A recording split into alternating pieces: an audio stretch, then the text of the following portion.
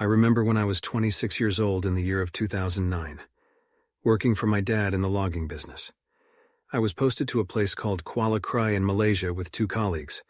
Our task was to identify, rate, and mark the trees to be chopped down. It was my responsibility to paint the outer bark of the tree with red paint to indicate which ones were ready for cutting.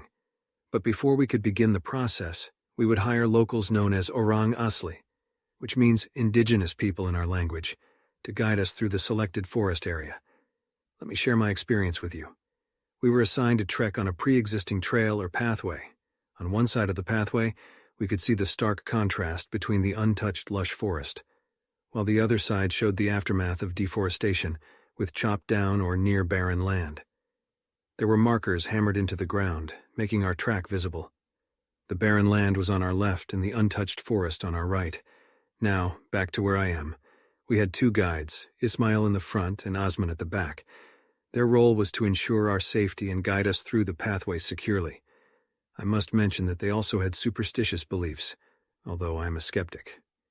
About 2 hours into our work, as we were marking the trees on the right side, we suddenly heard loud shouts and screams coming from the main trail. The 3 of us hurriedly rushed back to the meeting point, where we were greeted by a strong stench of blood that choked me.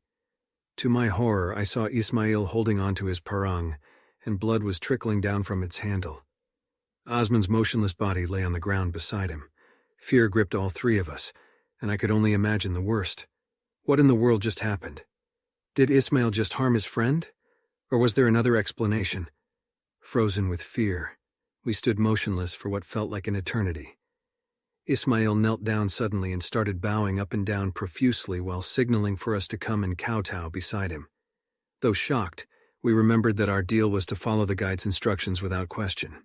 So, obediently, we followed suit.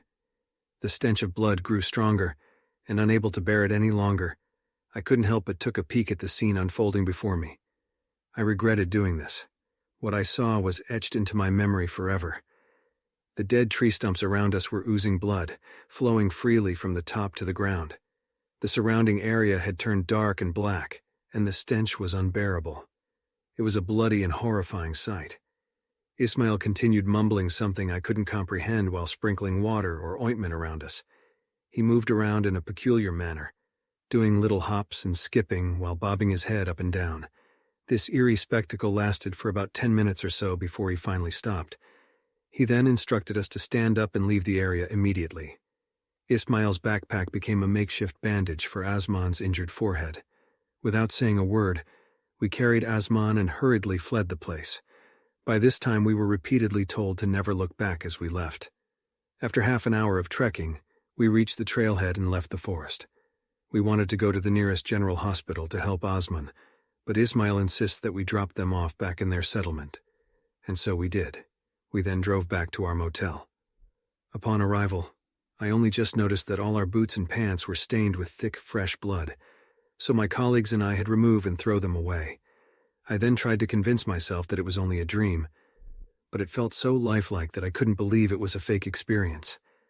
I am thoroughly shaken and scared by then. After freshening up, my colleagues and I went for dinner. I remembered that none of us uttered a word about the incident. The next morning we drove back to the settlement of the Orang Asli and made our way to Ismail's house. There we found Osman, with his head wrapped in bandages, smiling sheepishly as he welcomed us. The village elder was also present, preparing many chickens and lambs outside for slaughter. What are those for? I wondered. Ismail was busy in the kitchen with his wife, preparing breakfast for us. As we made ourselves comfortable, the village leader introduced himself and proceeded to explain the scenario. According to both Ismail and Osman, while we were marking the trees, Ismail had gone for a nap. Osman, on the other hand, decided to unpack his backpack and consumed 5 bottles of strong samsu slowly, a local alcoholic drink he had brought along. Osman looked at us and grinned, but the village elder swiftly smacked the back of his head in response. I couldn't help but chuckle. Osman then continued drinking for an hour and a half, becoming completely intoxicated. He then remembered that he got up from drinking and pissed on one of the dead stumps. All 3 of us face-palmed upon hearing this. Ismail, who had been beside him the whole time, woke up to the loud rustling noise and cracking of twigs caused by Osman's drunken antics and loud singing. Ismail also felt that the wind changed and the surroundings became darker. The air around was getting heavier too. He desperately tried to get Osman to stop, but he wouldn't listen. Ismail then resorted to knocking Osman out with the handle of his parang. That explained the injury to Osman's forehead. Ismail quickly took out his bottle of blessed ointment and sprinkled it around the area. To his shock, he saw fresh blood spurting out from the tree stumps in front of him, and that is when he knew this was serious. The village elder further explained that the spirits were angered by the disturbance and desecration, hence the intense display. In order to appease the spirits, Ismail had to perform the ritual we witnessed. The blood flowing from the stumps symbolized the loss of all living things, animals, plants, and insects, that had been destroyed. It also served as a warning against further destruction of nature, as it would bring a terrible curse upon those responsible. During this entire explanation, I couldn't help but silently curse Osman for involving us in this shit show. After the village elder finished explaining, I turned to Ismail and asked him through the village elder what and how was his feeling during that ordeal. He told me he's used to it, and that's the 5th time it happened. The blood flowing out of dead tree stumps. It's a kind of norm to them and their culture. All of those grown men in this village had to learn this ritual of calming the spirits and appeasing them. Ironically, we also learnt that Osman is the head of this ritual. All of us laughed while Osman just sighs and shakes his head. Since then, I became a believer in the supernatural. I've also learned not to disrespect unknown territories and to seek permission if nature calls urgently. As in saying something like, "Excuse me, I can't hold it in no more, gonna take a leak, please forgive me," or some shit. As for the chickens and lambs outside, their blood was being drawn from their necks and collected in an oil drum to appease the spirits of the forest. A drum filled with blood. Imagine, an effing oil drum full of blood. The drum would be secured and transported to be placed by the entrance of the trailhead area for a week before removal.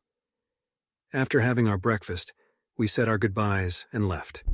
Before I started driving off, Osman came over to us, apologized, and give us each a talisman. He told us to hang it or keep it anywhere inside the car. It's said to protect us from any evil or harm. So we thank him and we went off our way. Once I got home, I had a hard time explaining to my wife about what had happened. And about my working clothes too. I think she suspected me of cheating. Until today, I'm still having nightmares. Whenever any stench of blood that's lingering in the air, that bloody episode will come back to mind. And the talisman, I threw it away not long ago. After all, I'm still around, aren't I? Final moral of the story: watch where you effing piss. Hey friends, thanks for listening. Look forward, subscribe, and click on the notification bell for more future stories. Peace.